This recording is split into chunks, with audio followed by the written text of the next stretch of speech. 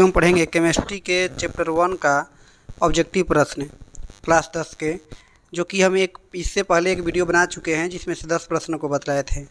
इसमें आज ये चैप्टर ख़त्म हो जाएगा। तो पहला क्वेश्चन आपका सामने है कि खड़िया का रासायनिक सूत्र क्या होता है।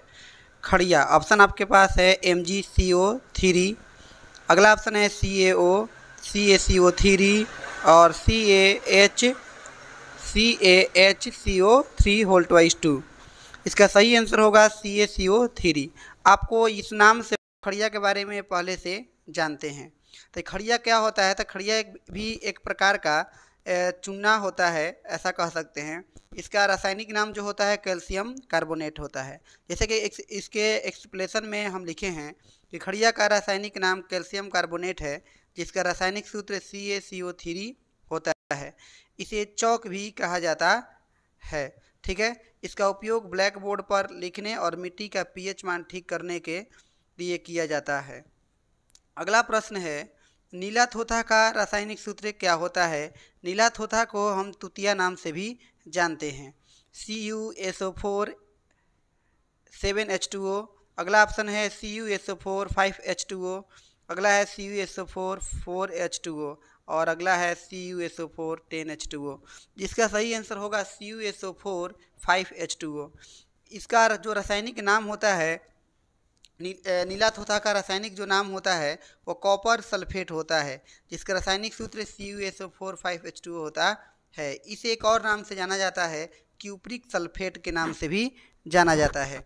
अगला प्रश्न है, सल्फ्यूरिक अम्ल का अणुसूत्र क्या होता है। सल्फ्यूरिक अम्ल का अणुसूत्र, तो आपको पता होगा कि सल्फ्यूरिक अम्ल का अणुसूत्र क्या होता है। तो एक प्रकार का अम्ल है। पहला ऑप्शन आपके सामने है H2S2O7, H2SO4, H2S2O3 या H2S2O8। इसका सही आंसर होगा H2SO4। सल्फ्यूरिक अम्ल एक रासायनिक यौगिक है जिसका उपयोग सफाई उत्पादों, डिटर्जेंट, लेड एसिड या बैटरी में किया जाता है। अगला प्रश्न आपके सामने है, अम्लीय विलयन का pH मान क्या होता है।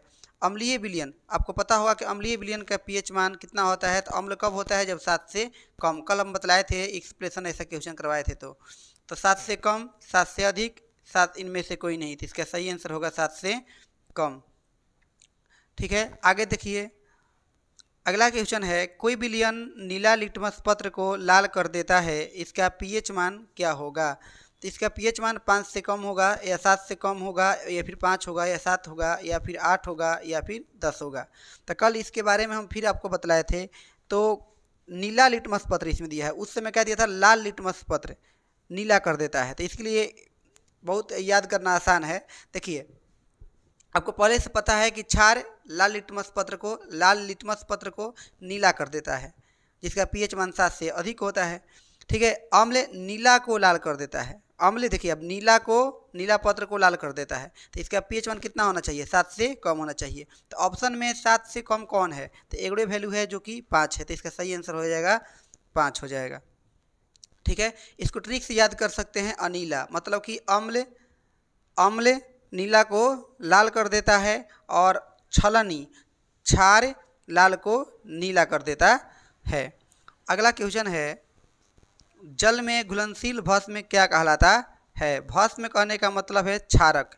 ठीक है, तो जल में घुलनशील भस्म या क्षारक क्या कहलाता है? क्षार कहलाता है। इसका सही आंसर होगा क्षार।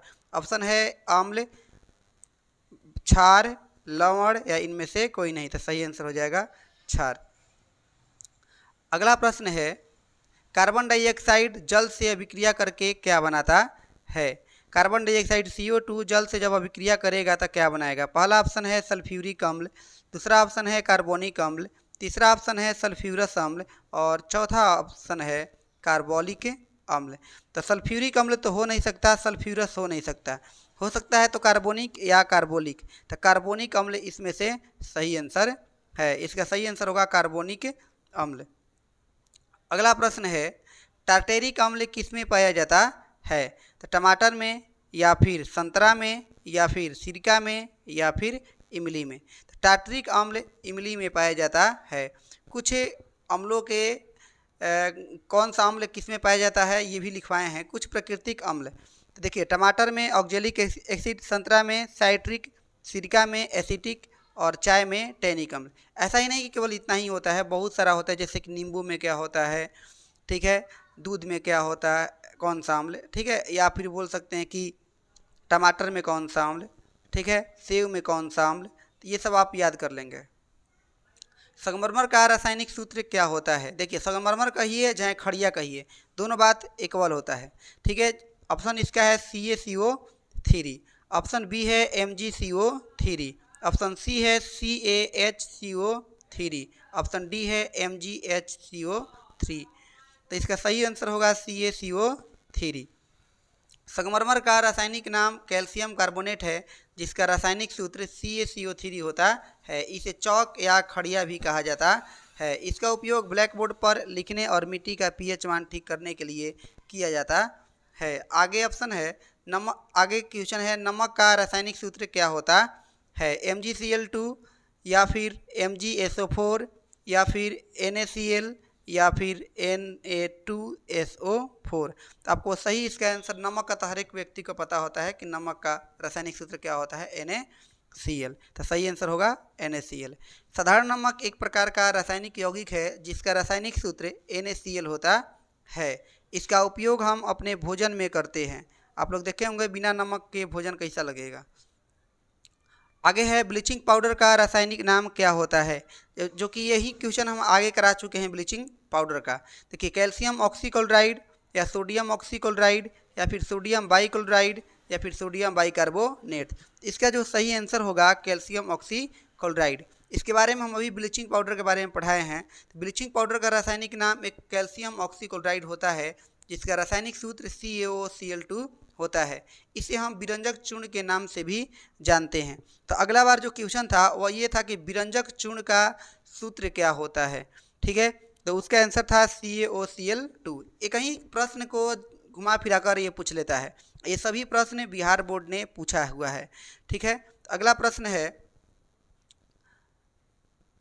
चींटी के डंक में कौन सा अम्ल पाया जाता है? इथेनोइक अम्ल या फिर सिट्रिक अम्ल या फिर मेथेनोइक अम्ल या फिर ऑक्जेलिक अम्ल। इसका सही आंसर होगा मिथेनोइक अम्ल। चींटी के डंक में या फिर बिच्छू के डंक में, ये सब में क्या पाया जाता है? मिथेनोइक अम्ल पाया जाता है, ठीक है। अगला क्वेश्चन है टार्टरिक अम्ल निम्नलिखित में से किसमें पाया जाता है? अभी इस प्रश्न को हम बतलाए थे। तो टार्टरिक अम्ल किसमें पाया जाता है? तो आप लोग बतलाइए इसका आंसर। अगला है टूथपेस्ट कैसा होता है? दंतमंजन जिसको कहते हैं, कल दंतमंजन दिया था, आज दिया है टूथपेस्ट। तो ये अम्लीय होता है या फिर क्षारीय होता है या फिर उदासीन होता है या फिर इनमें से कोई नहीं। तो इसका सही आंसर